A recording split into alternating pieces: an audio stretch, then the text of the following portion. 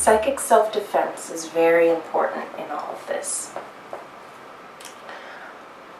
By the end of this video, I will indeed share some important psychic self-defense tactics that I've learned and use and also have read about. Learning about the corruption of the government is what propelled me deeper into learning about occult knowledge. So I became an initiate into the mystery schools. That means I took a 6-week or 8-week course that was all about the oral delivery of the knowledge, which is the ancient and original way that this knowledge used to be shared. That was a very profound and eye-opening experience for me. That topped with shamanic journeying and learning about the shamanic realm really helped me to just connect with my guides and expand. The other really important thing that helped was crystals. The first crystal I ever got was a Tibetan quartz, and I found it at Love of Ganesha. Most people know this place in San Francisco. It is a beautiful place, and the lady told me it was 5 million years old or 5 billion years old, and I could feel that. On the front face of it was a major key. In the form, it was a crater, in the form of a honeycomb. And that crystal brought me so much clarity. It is what brought me to the courses I needed to take, all of that. It helped me to follow my intuition. Following your intuition is the most important aspect of a spiritual journey. The spiritual journey is a feminine one. It is not fixed. You cannot do the same things every day. And that is what is very key. Because even in psychic self-defense, if you don't do the same things every day, your mind is not in the same place every day. That means no one or no thing can attack you.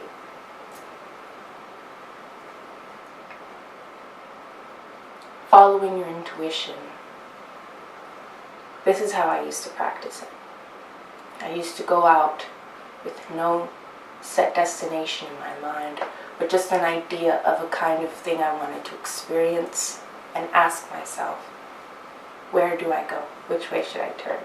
The first thought that comes to your mind is your intuition, is the thought you follow. The next thought is the one that's your rational thinking. And that is usually what we are conditioned to follow. We're conditioned not to believe in ourselves.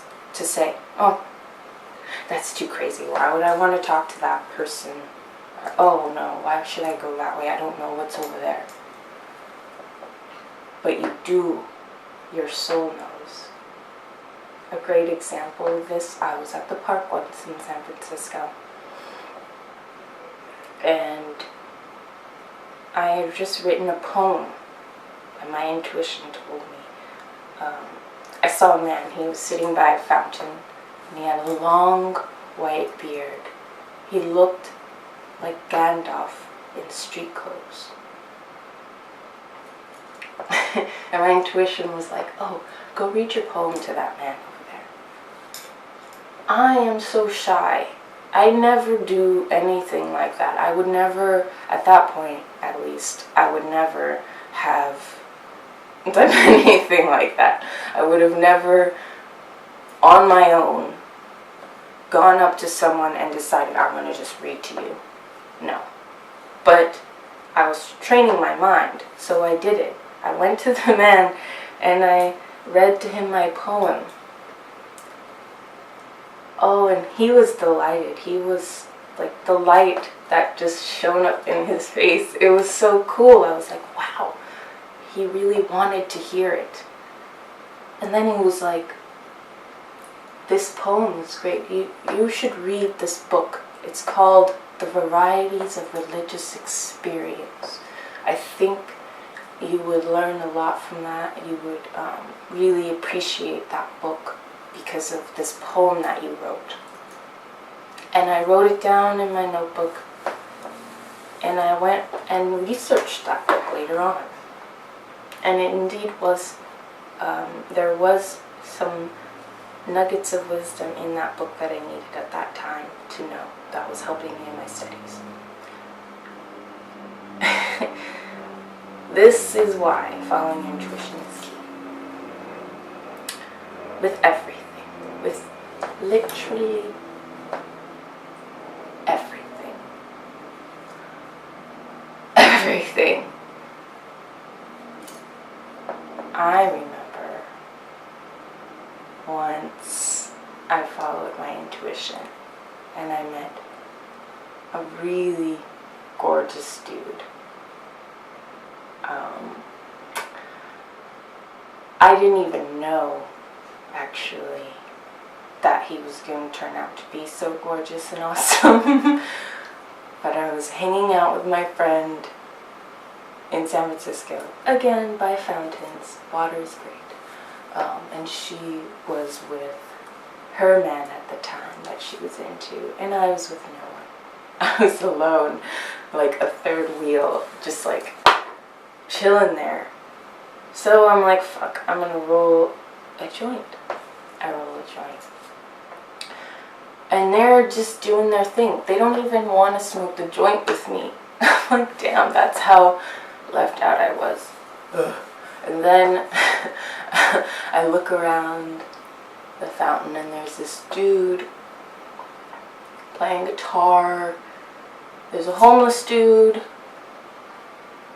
I'm like, oh, I'm gonna try and like see if this homeless dude wants some. So I go to the homeless dude and he's like done. He can't even like know, like he doesn't even know I'm there.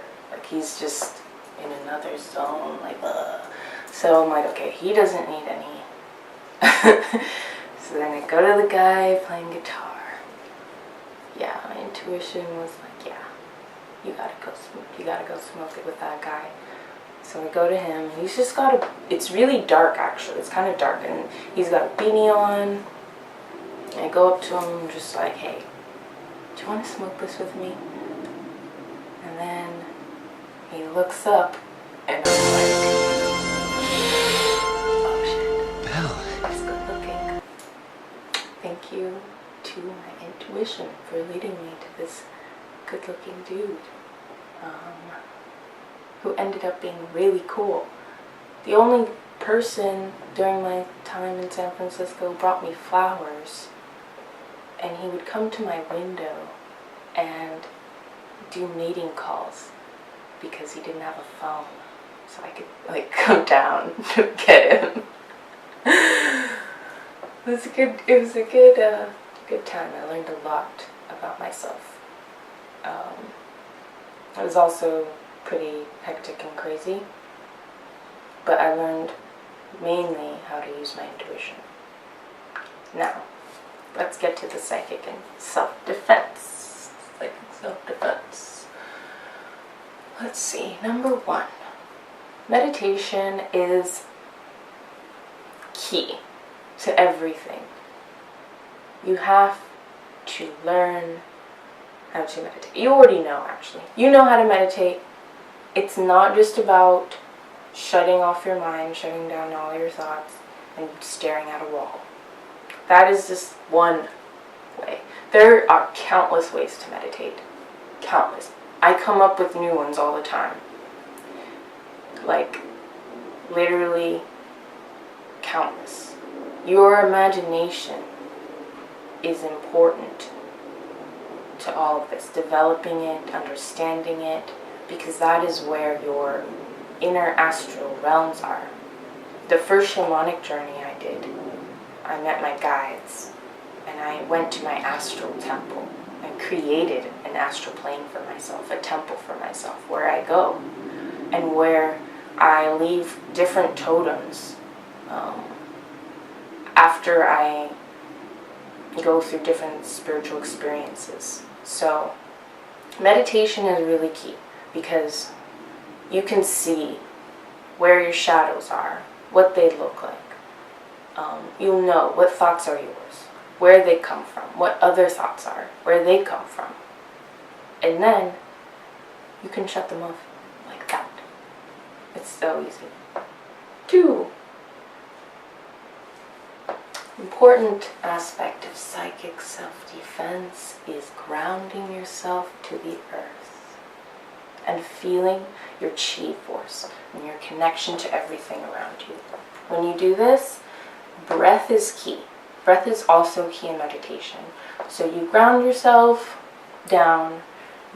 How I do it is I visualize the center of the earth, and I visualize sometimes 2 streams of light entering like this and then coming out like a toroid of energy. Or I just do from my Dantian center a cord going down to the earth and like coming out like roots and wrapping all around it and then going up and out from the top of my head.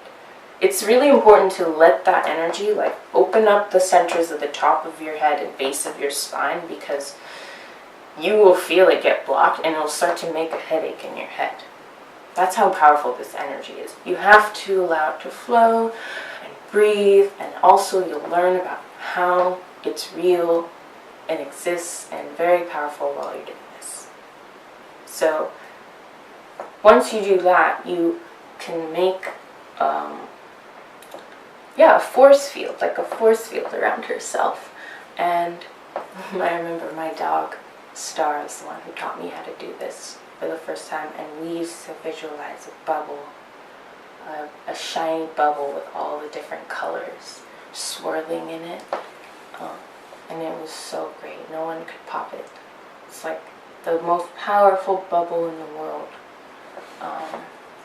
and no thoughts can enter it, no thought forms can enter it, nothing negative. The only thing negative that could ever be in your bubble would come from you. And that also trains you to know that you are creating most of the negative things that are happening to you. So when you do this psychic self-defense stuff, you don't blame others anymore. Don't blame others for your shortcomings, because it's all you. You create this reality. This episode is brought to you by the law of mentalism. Number 3. Knowing who your guides and being connected to your ancestors is really important. One way you can do that, there's so many ways to do this. People come into my work and ask me this all the time. They feel like they're not connected to their ancestors and their guides when their ancestors and their guides are the ones telling me what to tell them to get. So I'm like, they're right there behind you all the time, 24/7. Like, this is why when you meditate, like, you can have a strong intent. Intent is really important in the spiritual game. Intent. Because with a strong intention, you can make things happen at will in your mind. So when you meditate and you want to connect with your guides, you hold your intention. So you say in your mind or out loud, I call on my guides, I call on my guides, I call on my guides. Just like that. And you'll feel them and they'll come. You have to be open. I remember when one of the most horrifying experiences in my life, my mom took me to church on a day when it wasn't like a Sunday. And she brought me to meet the pastor in his office. And the pastor brought me and my mom together and was like, we're gonna bring the Spirit of Jesus into the room for you. And just let it happen. You might start speaking in tongues. And I was like, huh? What is happening? And then he had us hold hands and he was like, okay, now chant Jesus, Jesus, Jesus. And over and over and over we were just saying Jesus, Jesus. And I was just like, no, no, no.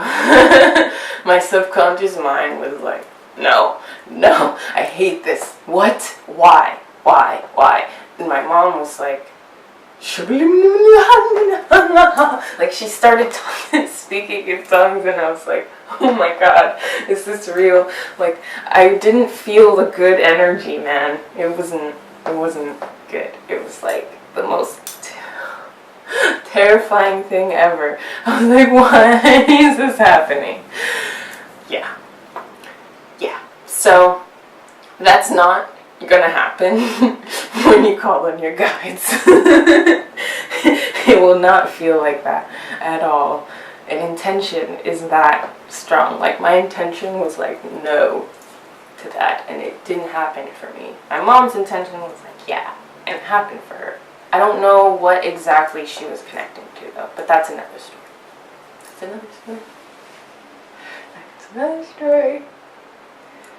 ET life. Okay. So yeah.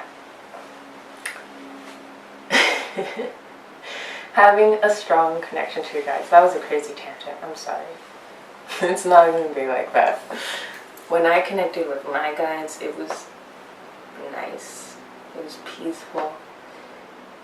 And I knew in my heart and soul it was filled with love and light and energy. And I knew, like, yes, this is me. This is my people. Like, you'll just know.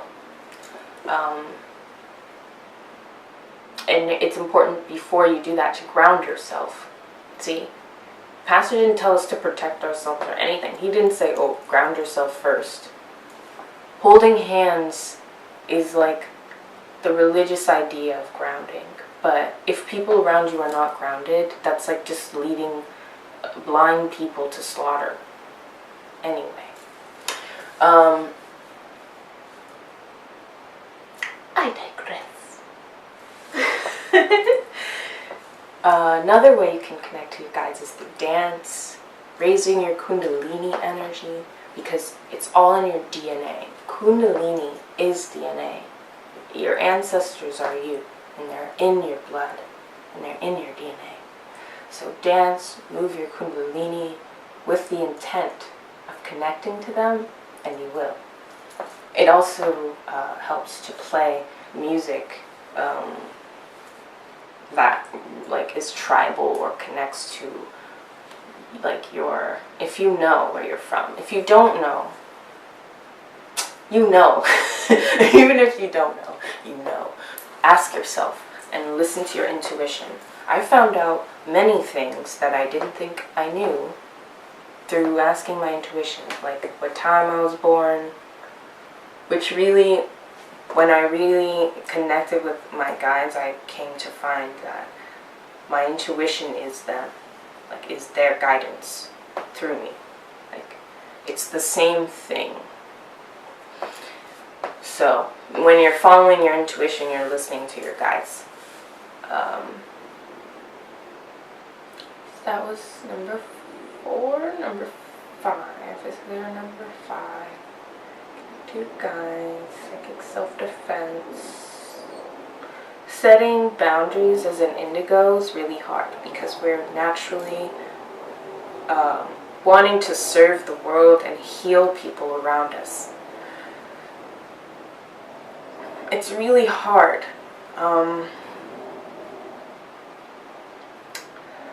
And it's also really important because if not, you'll create realities that you don't want, and you'll end up in cycles that you wish you hadn't started. So just set your boundaries early on. If you know that there's something you really, your intuition, your guides know that it's not going to work out and you shouldn't do it, or you shouldn't be around certain people, you really have to do your best to cut those ties, because if you don't, you'll end up getting drained. You have a lot of chi and a lot of light, and like moths to a flame, people are drawn. And it's great because they need to be, so that you can help to serve your purpose and heal them, yes. But sometimes healing them isn't always taking action towards their healing. Sometimes healing them is just setting your boundaries and being the light that you are. And if you continue to allow yourself to get drained by energy vampires, it won't help them or you. So if you want to heal your friends, for example, but they're not into healing yet, you heal yourself. Heal and focus on healing yourself, and they will see you as an example and heal themselves as well. And sometimes that means you have to take a step away from them and be in solitude during your healing. And that's okay, because solitude, this is important, solitude and isolation helps you grow, and you can shift the world that way. So if you're an indigo and you are naturally a hermit, most of us are, it's okay. Or if you go out and you love partying but you also can't be out long, it's okay. Know your boundaries and set them, and just be like, hey, I'm going to party hard on this day, and that's going to be good for me for the week or the month or whatever, and you guys have a good time. I'll be doing my shit. It's fine. They'll see that strength. They'll be like, wow, that's cool. And they might want to heal too. They might want to ask you, what is it you're doing? What's the ritual about? Just don't worry too much. So know your boundaries and set them. Psychic self-defense. Don't feel bad about not always wanting to talk or connect with people. It's fine. That's psychic self-defense. You are sensitive to energy around you. You're an empath. You need your time. Otherwise, you might go off.